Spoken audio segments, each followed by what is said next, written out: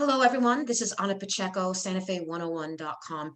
My guest today is Debbie Troyer, and she is with the Deming-Luna County Chamber of Commerce. Debbie, do I have your permission to record this interview? You do. Oh, perfect. Well, good. So, tell me if people are watching this video, what they could expect from your area if they were thinking about moving to Deming or Luna County. What does your chamber provide for people moving in or new businesses? Deming is a surprising little area. We have two award-winning wineries. We have several breweries that are recently open. The chamber provides a means for introducing folks to each other that can help each other work together. You know, the other day, for example, a restaurant sign was weathered from the sun and they needed a sign maker. How am I going to get my sign done? You know, so we make the connections. We have a lot of events down in this area, salsa festivals, the duck races, which are very well known. The chamber throws a gala every January, which has been a casino night for several years, always themed. It's a lot of fun. Last year was the Roaring 20s, and it's a great way for sponsors to come out and people to meet each other. Deming is an incredibly friendly town. I know for myself, I came here to visit a friend, and 6 months later, I moved here and never left. 12 other friends moved here, same thing. You come here, you fall in love with the heart of Deming. There's a lot to do here. It takes a little while. My challenge is marketing all these businesses in a town where not everybody has internet, not everybody listens to the radio, not everybody gets the newspaper. So a lot of it is word of mouth. And so you have to get people excited about a business and operation. I've only been with the chamber for 3 months. I've done events for a no-kill rescue here in town for 8 years and opened a store for them. So I got a really good idea of what it's like to live in Deming and have a business in Deming and market in Deming. And it's word of mouth. People haven't learned the importance of branding here. So my goal is to kind of share the wisdom that I have. And are many of these businesses rural? I'm assuming that Deming is for the most part pretty a rural area, or Luna County for that matter. So are a lot of the businesses, are they places that sell things from their farms, or what type of businesses are members of your Well, chamber? we have an old downtown that's been around forever. I think since the railway went in. That's like a lot of old towns. You know, there's a fairly narrow street with sidewalks that has nail salons, bakeries, lots of restaurants, thrift stores, antique stores, the Republican Party, hairdressers, real estate agents. So like any downtown, we have 2 blocks, Silver and Gold, that are the kind of the heart of Old Town. Over the years, it's expanded west a little, where you have your main east to west road that parallels I-10, and it has your Walmarts and your IHOPs and your Burger Kings and Arby's and all those sorts of, along with small businesses, you know, like car washes and smaller Mexican restaurants. And then you have, as we get into the outskirts and into the county, we have a lot of county. You'll have your farms, pecan farms, chili farms. There's flea markets. There's a lot of rock facilities, gem and mineral. You know, we're well known for our hiking and our I call them rockers. They go out hiking and they're digging. We have beautiful mountains here, beautiful RV parks here. We get a lot of snowbirds here. So we have RV parks all over along the main roads, and then sort of hidden amongst the pecan trees a little bit south. We're only a half hour from the Mexican border. The town of Columbus is there, the village of Columbus, which is where the Pancho Villa raid took place. And they also have an old town with a little theater and little shops down there. We actually have bowling and a new lake up here that has, I believe they have fishing, catch and release for the children. We have, like I said, bowling league, karaoke, American Legion, the Moose Lodge is here, the Elk Lodge is here. So there's lots of places to go out. The wineries, like I said, one of our wineries, the French winery, they have Friday night live music every weekend. So our businesses are spread out all the way to the border. But there is sort of a heart in Deming and a heart in Columbus. And you were saying that it's a French winery. Do they have, did they cultivate uh, French grapes? I mean, like the vines to bring them here, and that's why it's a French winery, or why is it? It might be, I actually did their tour. They offer a fantastic tour where you go out on a bus, you eat a lot of cheese, you drink a lot of wine, and it's a lot of fun.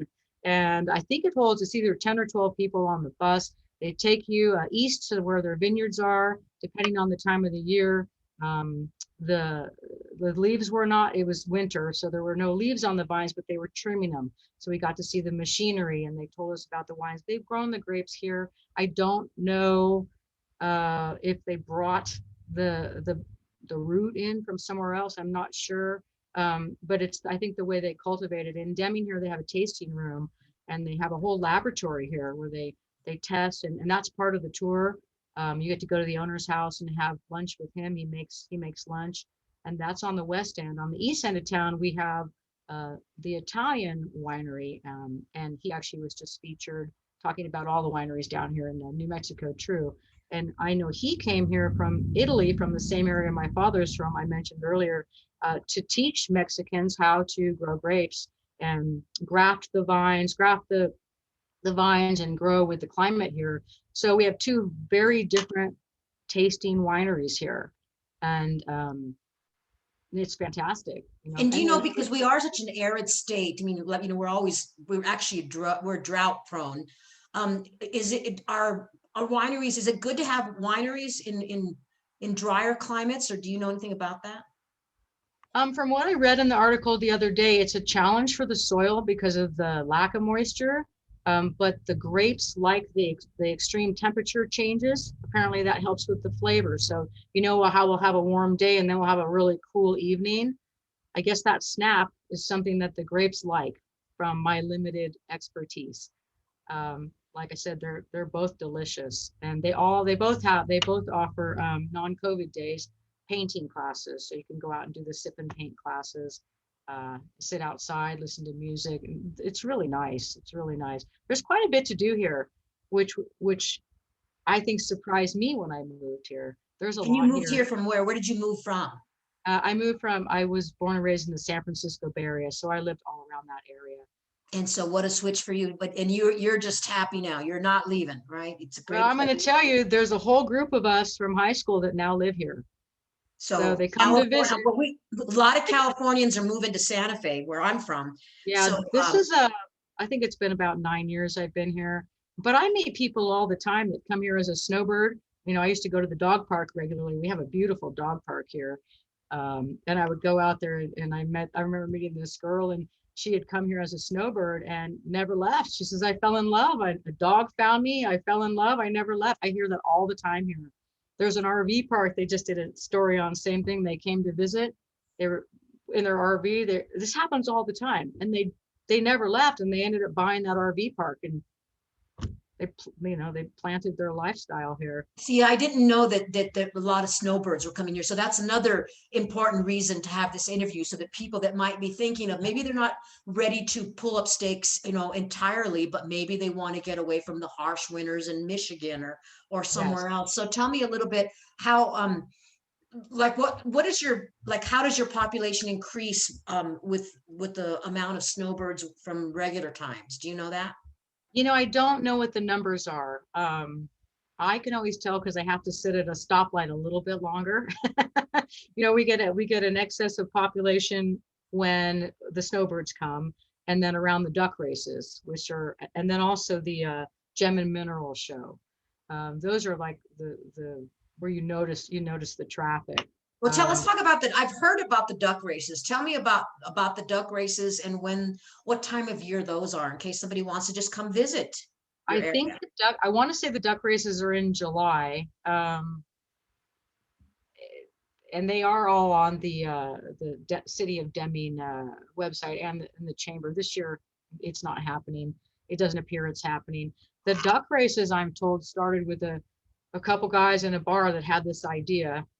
And it's grown and grown and grown over the years. And it's we have a beautiful courthouse and Courthouse Park. Grass, trees, it's gorgeous. And so they have it out there. They have the duck races and they set up wet and dry duck races. And they have vendors, lots of vendors, selling papayas and tacos or slushies or barbecue. I mean, everything, hats, t-shirts, all of that.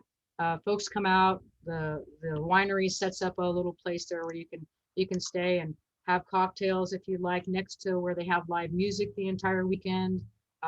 There's a beautiful gazebo there where there's various announcements.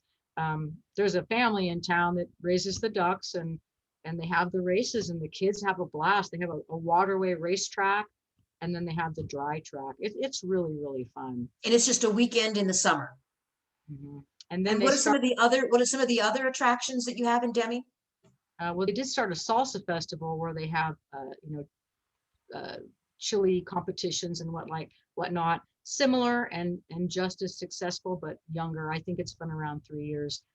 We have the Florida Mountains and Spring Canyon, where we do a lot of hiking. About 10 minutes from Deming, we have the Faywood Hot Springs, so you can stay in your RV there or lodge or go for the day. We have City of Rocks nearby, which is amazing. It's a mile radius of volcanic rocks, and you can climb on them and do really fun photos. Like I said, south is the border.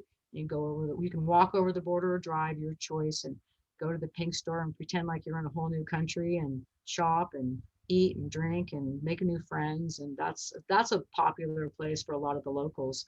And what Uh, about the Gem and Mineral Show? I know that Tucson has a huge one, I think in February or March, and it's like, I think it's the same it's the same group that moves from state to state and sort of makes its way. They have that every year. It's huge. It's at our fairgrounds. Um, I'm trying to think if yeah, it's like 3 buildings of rocks and jewelry, and you can buy a geode, just pick one out of a box. They have different categories, and they'll cut it for you right there, and you don't know what you're going to get. I purchased one with a friend, and it was big. It was probably 12 inches in diameter, and we ended up with this. We each took half. This beautiful, beautiful geode. Our museum is a favorite of mine. It's right here in Old Town. Our museum is about 22,000 square feet. Um, this They call it the Smithsonian of the Southwest. Almost everything in it has been donated from folks that either grew up or had lived in Deming at some point in their life, and it is amazing. We're known for our members' pottery, the Indians' pottery. There's a huge collection of members' pottery there. There's a huge collection of rocks from New Mexico and other areas, just beautifully displayed.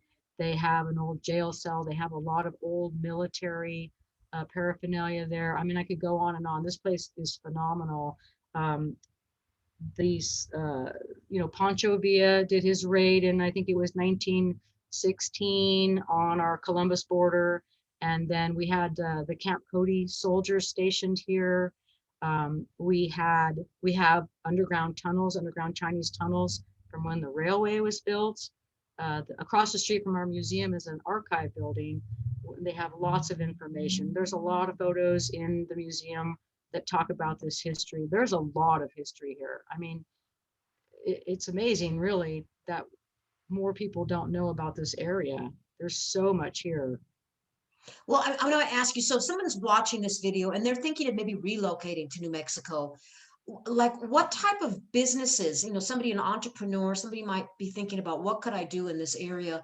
What would be something that would kind of complement your area? Or what are areas, have you identified as a chamber, some areas that you could use more types of business? I think some help with folks that do marketing, but it's a lot of small businesses. They're so busy operating their business, they don't really know how to work their social media or take advantage of some of the other opportunities online, like Google My Business, or even do a flyer or even have a logo. which is something that I've sort of been identifying myself down here. We also don't really have a lot of we don't have Uber or Lyft or a real taxi service or a car rental place. People come into town with their RVs and they want to rent a car, and there's no place here to rent a car. So So how close, what is the closest bigger town that they would go to? Would it be Las uh, Cruces or Silver Las City? Cruces, I would say, would be the best bet, or Silver City. They're So you, relatively. well, if I'm not mistaken, like Uber and Lyft, I think they won't, it's based on population. You probably aren't big enough. I don't know, no, maybe that's not true, Yeah, but I know a few people that have checked into it, so I think we can do those. It's just a matter of someone following through with it. We do have it's called Correcamino, and it's a bus. It has a standard route in the day, and then on the weekends and the evenings, it's available like a taxi. And then we have another gentleman who has a limo and charter service who also operates as a taxi in between.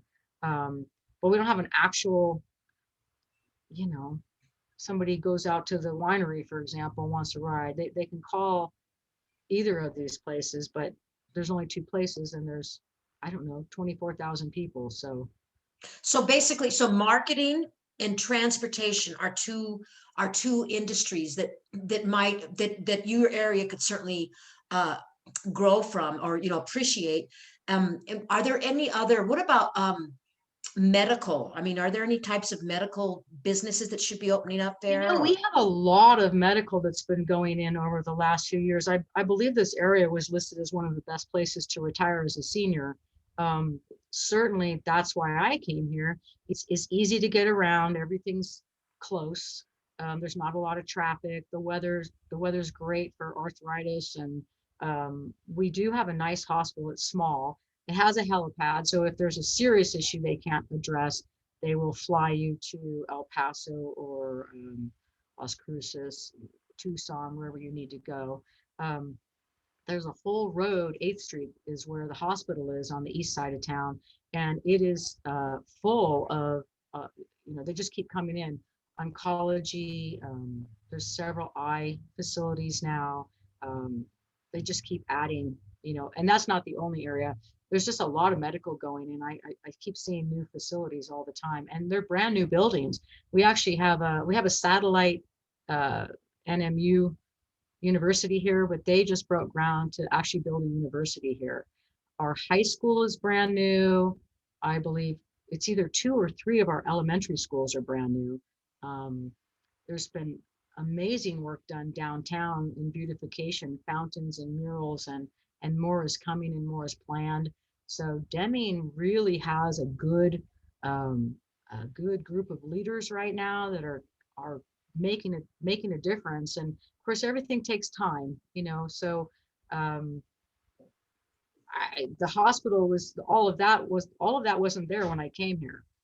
I've seen so many businesses go in, even through COVID, small businesses and large chains. So it's a hopping place. I mean, and the nice thing is if you really need, if you need to go to a live concert and see Garth Brooks, you only have to drive 45 minutes to Las Cruces. It's not a big deal. Nothing's so far away, and the drive is scenic and simple. And It's a how far, simple, what great would the shelter. drive be to Tucson? Tucson is a 3-hour drive. Yeah. Las Cruces is 45 minutes. El Paso is about an hour and 45 minutes. And Silver City, if I love to kayak. So if you want to kayak or fish or go skiing, most people go up to Rio Dosa to go skiing. I think that's about 2.5 hours. Silver City is an hour, and the Gila Forest is there. So, there's all kinds of hot springs, like I said, fishing, kayaking, just lakes and green and trees, and certainly not what you would picture for the desert. I think the elevation's around 12,000 feet. So I'm pretty sure they're getting snow there this weekend. We may get it here as well. So we're coming to the end of the interview. Is there anything else you want to say as that your chamber could help to provide people that might be watching this video, that might be thinking of relocating, or at least living in Deming or Luna County part-time? Call me. I get phone calls every day asking questions about Deming or how to find somebody or something. It's a beautiful place. I mean, it really is a very, very friendly place. This is a community, I call it Mayberry. So, think about those shows you watched when you were a kid 20, 30 years ago, where the kids played in the street and you moved in the neighbor, somebody brought you cookies. That's Deming. Deming is amazing. It's why I moved here. It's why I left everybody I knew. I moved here. Deming is lovely. Give it a try. Come visit. Spend a weekend in one of the many hotels. Bring your RV. Come stay a couple days. You'll see. There's so much to do here, and everybody will talk to you. It's a really nice town. It really is. Well, I want to thank you for your time now, and I'll be sure to post all your contact details along with this video. And Perfect. again, thank you for this interview. Thank you. Thank you very much. Appreciate it.